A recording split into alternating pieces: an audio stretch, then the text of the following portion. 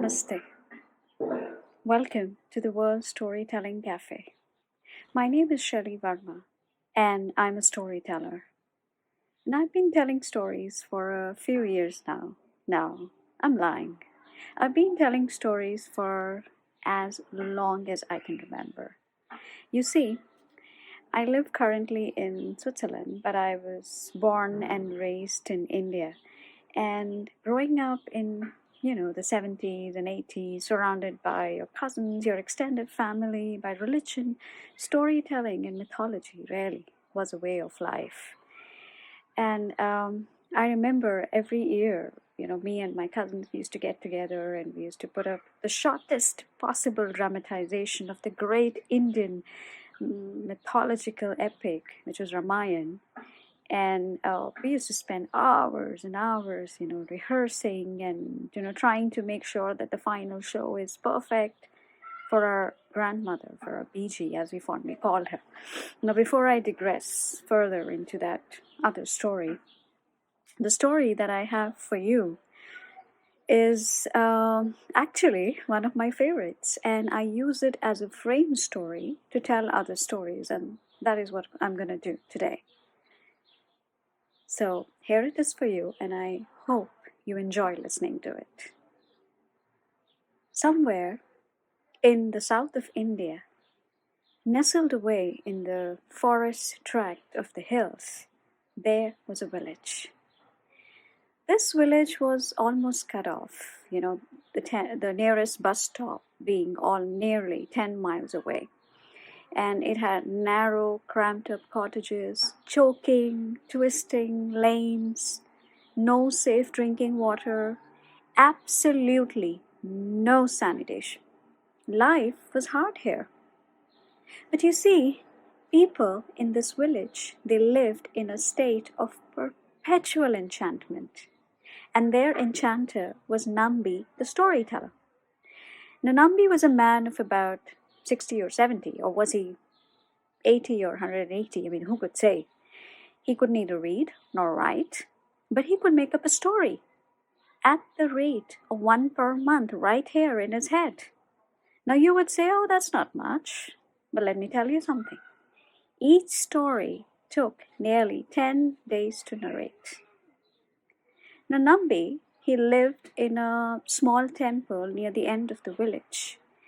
And this temple was really a small structure with, a stone image of goddess Shakti inside the sanctum. And Nambi himself, he spent, most of his days sitting under the shade of a huge banyan tree, spreading its branches in front of the temple. On Fridays, the entire village would gather at the temple, and Nambi would act as a priest, chanting and offering flowers and fruits to the goddess Shakti. And on the days, this is where it gets interesting. On the days he had a story to tell, or rather on the nights he had a story to tell, he lit an oil lamp and he placed it in the niche in the trunk of the banyan tree. People returning home, in the evening after a long, hard day of work in the fields, they saw this. They rushed home and they said to their wives, now hurry up with the dinner. The storyteller is calling us.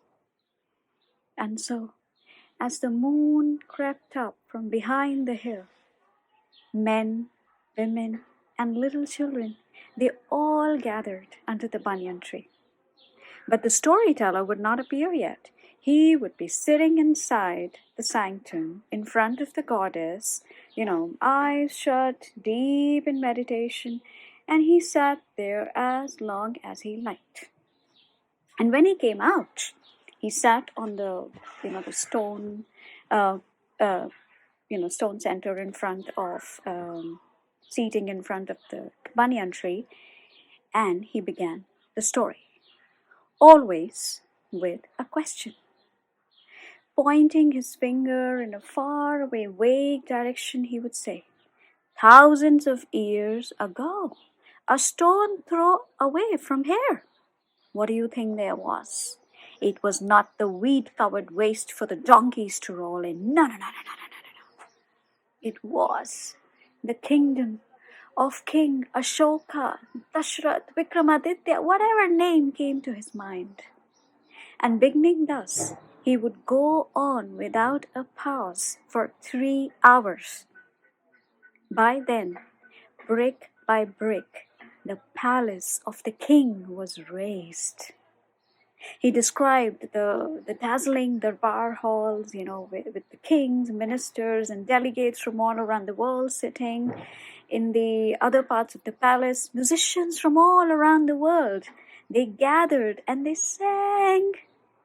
And Nambi sung these songs again for the audience. It was really a story building on an epic scale. The first day barely conveyed the setting of the story. And Nambi's audience has as yet had no idea who was coming into the story. And then, as the moon crept behind the trees in the forest, Nambi would get up with his hands folded and say, "Goddess Shakti says that will do for the day." And he would go inside the sanctum, lie down, and he would be long asleep, even before the chatter of the crowd outside the temple had died. And then the light in the niche would be saying, in the next 2-3 days, and again and again and again, throughout the bright half of the month, for him to continue the story. Kings and heroes and villains and fairy-like women, saints and assassins, gods in human shapes, they all jostled each other in the world that was created under that banyan tree. And Nambi's voice rose and fell in an exquisite rhythm, and the moonlight and the hour completed the magic. Nambi's audience, they laughed with him, they wept with him, they adored their heroes and they cursed their villains, and they gasped when the conspirator had his initial success, and they prayed feverishly to the goddess for a happy ending. And the day the story ended, the entire gathering, the entire village, they went inside the temple and prostrated before the goddess. They considered Nambi, as a sort of a miracle. He would never tell the same story again, nor would he repeat the characters in it.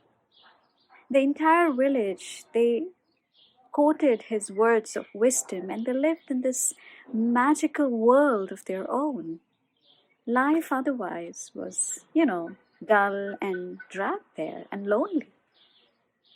So one new moon, Nambi had been telling the story from Ramayana, and as usual, he lit a lamp, an oil lamp, in the niche, in the trunk of the banyan tree. And the entire village came and sat down. And Nambi came and sat down too. And he began his story, this story. Today, I am going to tell you the story of the king Lavan. Now, King Lavan, he ruled an ancient kingdom in the north of India. Now, this country, this country was called Uttar Pandav. It was a rich and prosperous country, beautiful country. And the king, he adored, he loved his people, his subjects, and the subjects were equally pleased with this king. Now this king, his day, when he was not hunting about or roaming about in his country, his day started with a royal breakfast in bed, followed by a long, luxurious royal bath, followed by a rendezvous with the royal queen, well, if he was in a mood, followed by a luxurious, scrumptious lunch, royal lunch. And then came his favorite part of the day. That was the afternoon, because he loved to spend every afternoon in his pride and his joy, his darbar, the assembly hall, which he had inherited, from his forefathers, like the rest of the kingdom. But this darbar hall with its was grand and opulent, with its golden pillars and the carpets, the exquisite carpets that had especially been, they have gotten those carpets from Persia. So he liked to spend his afternoon every day, in the company of his ministers, delegates, visitors from all around the world, petitioners, and of course they discussed the matter of state. He heard the news of what was happening around, and also they entertained themselves, with magicians, with dancers, with singers, and all. And that's how he spent his days. One day, one afternoon, as he was sitting with his ministers, talking about this and that, a stranger walked in. Now, this stranger was a bare, old, gaunt man. He had holy marks on his forehead, and he had a rare shawl, a rare embroidered shawl from Kashmir wrapped around his shoulders, declaring to everyone that he was an honored man. And on his wrist, a gold band gleamed, a gold band inset with gems. And he wore an impressive rosary around his neck, and the rosary was strung in gold chain. Oh, and his hair, his shock of white hair falling onto his nape, struck awe in anyone beholding him. So he was welcomed in, and he was seated amidst the other learned men. And, his feet were washed, and he was offered food and drink as per the codes of hospitality. And the king, all this while, he could not take his eyes off this stranger, and he kept on wondering who he was. So he called his minister and he asked him, "Who is he?" And the minister said, "Your Majesty, he is a magician and he wants an audience." "A magician? Well, that's what I need on a boring afternoon like this. Well, let him come forward." So the magician stepped forward, and the king said, "Oh, well, welcome. And what do you have for us today? I mean, show us something new. Show us something different. Show us something exquisite." So the magician replied, he said, "Thank you, and God bless you always. I want to perform, Your Majesty, something extraordinary, a feat so extraordinary which no one else could have thought of, no one else could have dreamt of." And the king smiled cynically, and he said, "Oh, well, I remember I saw a mango tree grow up out from under a towel in a matter of a minute. Wasn't it last week, Minister? Yeah. Show us something different. I don't want to see that." And the magician replied, "Oh, well, Your Majesty, this will be different." Well, let me tell you, I do not fancy seeing a rope crawl up in mid-air and someone climbing it. I mean, come on, I don't want to see that. The magician said, "Your Majesty, that is such a banal, tiresome trick. I would not inflict that on this esteemed assembly of yours." Very well. Oh, yes. And I've already seen the dead skins of cobra and mongoose come alive and start fighting. Oh my God, so tiring. Your Majesty, I did that when I was a boy of 8. Surely I would not bore you with such a worn-out entertainment. No. Oh, look, well, very good. You do seem to have something different. Oh, but let me warn you. I do not like to see beautiful women being sawn in half. My missus does not approve of it. And I definitely don't want to see someone rising up from the ground and floating up to the ceiling. I'm sick and tired of it. Your Majesty, you order my head to be cut off, to be chopped off if I do such a thing. Really? Your head? I mean, do you have no use for your head? I mean, why would you stake it so cheaply? The magician, he said, Your Majesty, because I do have something extraordinary and different to show to you. All right, very well. Then get on with it. If you do something extraordinary, as you say, I mean, you will be rewarded handsomely. So bring out your bag. I have no bag, Your Majesty. No bag? Well, that's a good start. No bag of tricks. And he bent forward to pick up a bunch of grapes and put in his mouth. And he said, Okay, then what do you have? And the magician looked at the king and he opened his eyes wide and he rolled them around and he said, I have this. What do you have? What did you say? And the king's eyes met the eyes of the magician, and everything around him changed. The minister, who always stood on his right, began to vanish from the view. And all the delegates and all the ministers and all the learned men, they all started to disappear. His darbar, with its golden pillars and the Persian carpets, they started to fade away too. And the very seat that the king was sitting on disappeared. And the king himself started to dissolve slowly. And he opened his eyes and he looked around and he found himself, the king, he found himself standing all alone in a wide field. And wherever he looked, there was a great expanse of green around him. But he wasn't alone, because very close to him stood a horse grazing. And this horse was jet black in color with a flowing mane and a tail brushing the ground. The horse looked at the king and it rolled its eyes widely. And it started to foam at its mouth. And it kicked and capered and pranced around, kicking the dirt around with its hoofs. And it kept on looking at the king. And the king looked at the horse.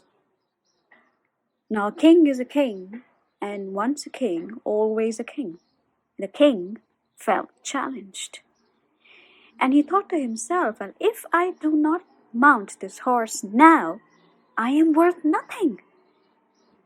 And so the king approached the horse very cautiously. And the horse shied away, tossing its mane haughtily. And it waited for the king to approach him again. And when he did, he bounced off and off again and again. And every time the king approached the horse bounced off again and again and away from where they had started. Well, the thrill of the chase. Well, a king is a king, once a king, always a king. But a king is a king, once a king, always a king. He got infuriated. And he suddenly sprang forward, seized the horse by its mane, and heaved himself up on the horse, and the horse flew. The horse whisked through the air, racing and galloping as if the air, the trees, the branches, all of these impediments were not there at all. Like a bolt of lightning, it whizzed. It cut through the air, forest, trees, hedges, meadows, valleys. And the king, he was clinging on to the horse for his dear life, and he was breathless, and he was blinded by the sudden gush of the wind. And he dug his heels into its flanks, he circled his arms around its neck, and he lay flat on the back, waiting for the horse to stop. But the horse kept on moving, and it kept on flying, and it did not even did it fly horizontally, but vertically too.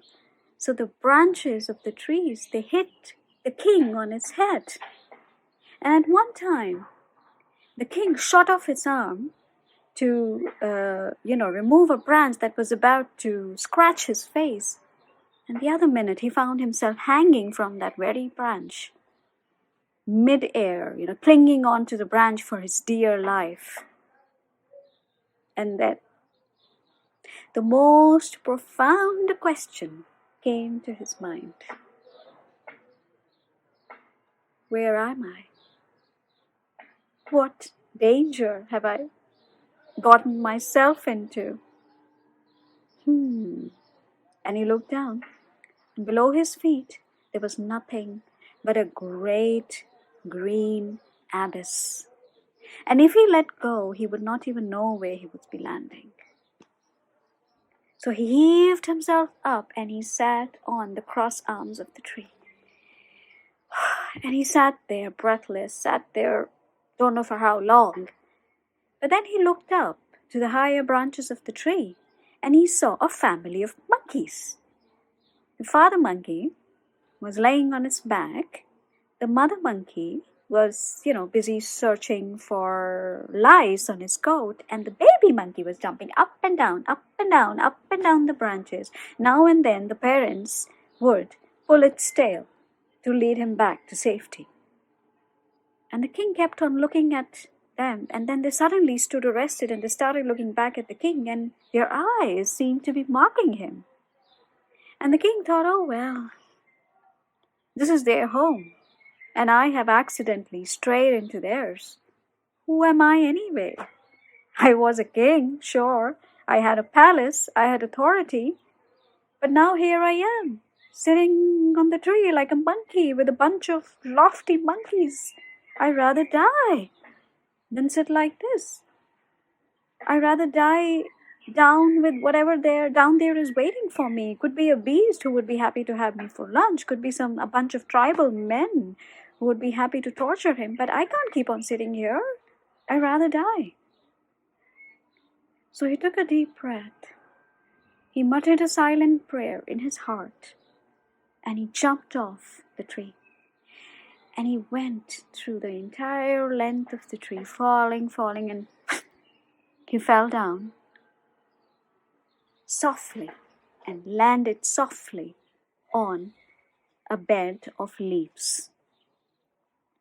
Of course, his face was bleeding with the scratches, and his joints and his feet ached with the impact of the fall, but he was so happy to get rid of the flying horse and those lofty monkeys.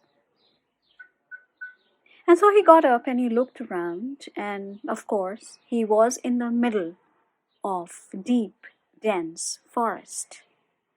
And several paths zigzagged through the forest. No, he didn't know where to go, which direction to take, but he had to go somewhere.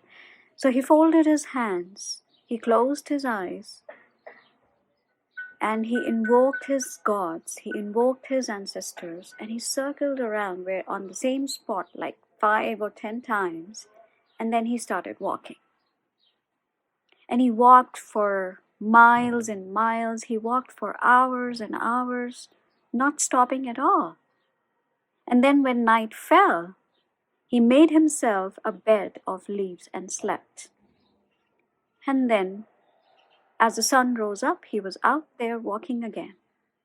And he only stopped occasionally to look for food, which he wasn't very good at, because a king is a king. Once a king, always a king. He wasn't really aware where he was going, how many hours he had walked. How many days he had walked. He had lost all his entire sense of direction and time. There was only one thing, there were only few things actually that he was aware of, that there was a path ahead. He was aware of the soreness of the ache in his joints. He was aware of the sores under his feet.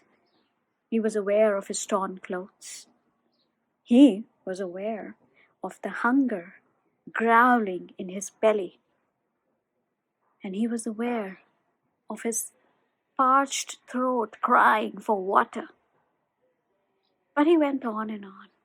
And then came a time when he could not go on any further, and he lay faint on the ground, waiting for the death to arrive. But my dear friends, predicaments do not come to an end so quickly. So he lay there unconscious for I don't know for how long, but when he opened his eyes, there was a young woman staring down at him with wide eyes with curiosity. And this young woman was dressed in rags and she was carrying a basket in her hands. And the king asked her, "Who are you?" And the girl stepped back and she said, "Why? Well, I'm I'm hungry. I haven't eaten for I don't know for how many days and I'm thirsty. What is there in that basket?" "Oh, uh, it's food. It's food for my father. It's food for my father who's chopping wood in the forest." "Well, what is there? What food do you have there?" "Well, usual, nothing much of a feast." The king said, "Please, please, give me the food. I'm dying." And the girl said, "Sorry, no, that's for my father. I cannot give it to you." "Do you have no heart?" "No, I have no heart. I'm sorry. And who are you, anyways?" I. At this point, the king still remembered that he was the king. So he said, I am the king. I was the king. Forget about that. Please, please, please give me the food.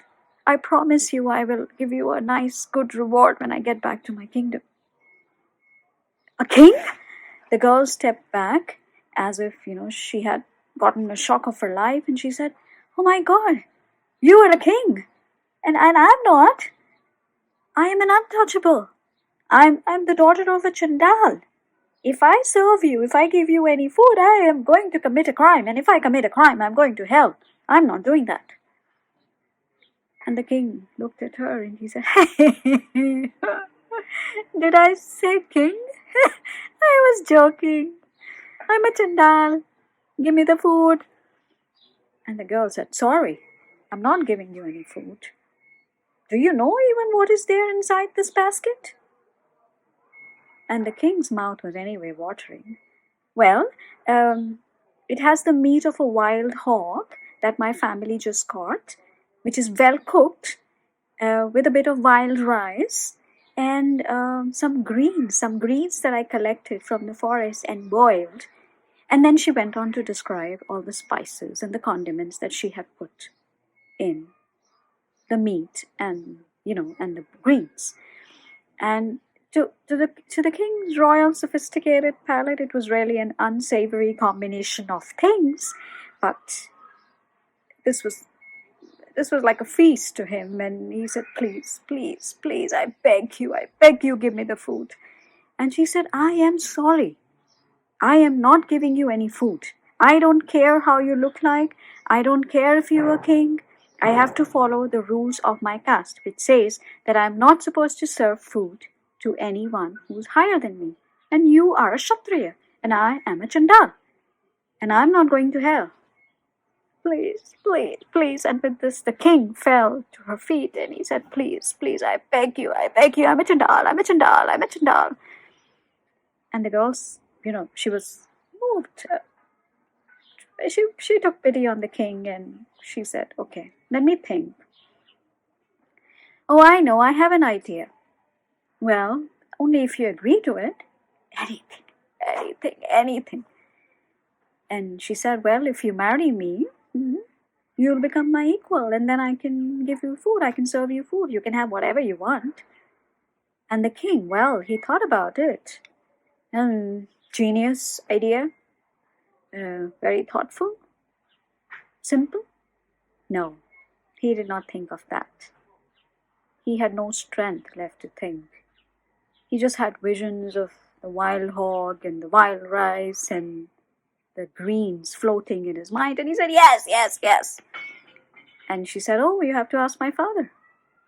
So she dragged him to the middle of the forest where this old shrunken man was chopping wood. And she explained the entire situation to her father. And her father looked at the king and he said, "Are you sure you want to marry this girl?" He said, "I want food. I want food." "Very well. You marry her and you can have all the food you want." And that was that. So in due course of time, the king, he became quite well settled as the son-in-law of this woodcutter, and he lived with his family in an old hut, in an old cottage roofed with a coconut thatch. And the woodcutter actually taught him everything he needed to know. He taught him how to spear wild animals. He taught him how to skin them with his own hands, how to hunt for wild berries in the forest, how to chop wood in the forest. He learned all that. And when the woodcutter died, he became the head of the family. Now, at that point, if he would have asked the king who he was, he would have said, "Oh, I'm just a hunter who lives in the forest with his beautiful, lovely wife." He had forgotten all about his identity in the forest. And he did love his wife, and his wife loved him dearly. I mean, they had 4 sons together, and time passed. Or did it? And now the 4 sons were all grown up. And then, one day, it so happened that a great famine took over the land. The entire vegetation dried up. All the water in the ponds was gone. There was nothing left. The animals moved away, and the weaker ones, who were left behind in this famine-stricken land, they died. And they were so famished, they were so dried up that there was no meat left on them to eat. And the trees, they stood bare and gaunt with no leaf on them at all. And then one day, a small fire started in a bamboo thicket, and it spread across the entire area. And the king had no other alternative but to leave the house with his family. So that's what he did. But before leaving, he packed a few of his belongings, some household ornaments like hunting knives, spears, some dried skin, some leftover food, a little bit of water that they had, and they left. And they walked for hours, they walked for days, they walked for weeks together as a family. And finally they, ended up eating all the food they had, and they ended up consuming all the water they had, and they were left with nothing. Now at this point, the 3 older sons, they decided to go their own separate ways. They were always dependent on their father to get them food, and now he could no longer provide for them, so they just left. And so the king was left alone with his wife and his youngest. And he kept on walking with them, without food, without water. They could not find anything to eat. They did not find any water to drink. They grew weak and feeble and emaciated, and then there came the day when they could walk no further. And the king looked at his son, who was lying half dead on the ground. He walked over to his son and he said, "Son, be brave, be brave. You'll get to eat something soon." And the son, he was in a state of delirium. He just food, meat. Did you say meat?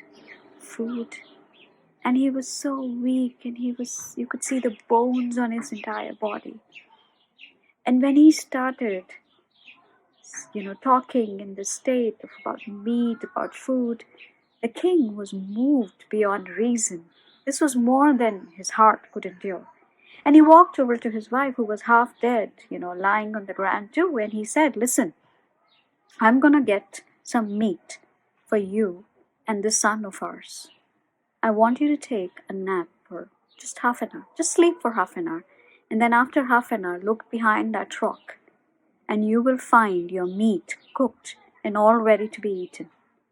And if you have some salt, just sprinkle some salt on it and eat." And then he walked back to his son. He stroked his hair, his cheeks, And he said, "Sleep, my son, sleep. You will get some food soon." And he screamed to his wife, "Make sure this boy gets all the food he wants. Make sure he gets all the meat he wants." And he gathered some dry leaves and twigs, and he struck a flint and he made a fire. And when the fire was crackling satisfactorily enough, he shouted out to his wife, "Make sure that the meat is well cooked. Make sure that the fire dies out. And if you have your salt, keep it on the ready." And with that, he screamed and he jumped inside the fire. And he opened his eyes. And he saw that he was sitting on his throne. He was in his beloved Darbar hall with its golden pillars and Persian carpets. His minister was standing to his right. And he was confused. He was baffled. And he asked, "Were you there? Were you here all this time?" And the minister said, "Yes, Your Majesty, we did not move at all." "I don't understand. How long has it been?" "Your Majesty, how long have I been asleep for?" "Your Majesty, a minute or two, not more than that." "What? How is it possible? I had a lifetime of 70 years. I lived 70 years of my life. Where is the magician? Where is the magician?" And they all looked around, and the magician was gone.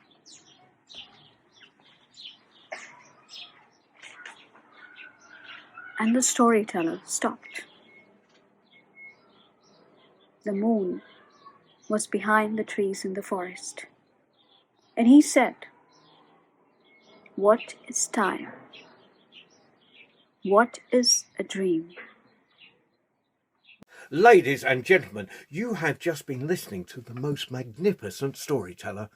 And just like if you come into a pub or a bar, if you happen to be in America, and there's no door charge, but there's a tip jar or there's a hat, we'd really appreciate it, because our tellers, they've got no way to earn at the moment. We'd really appreciate it if you could reach into your pocket and you could drop a little something into the hat.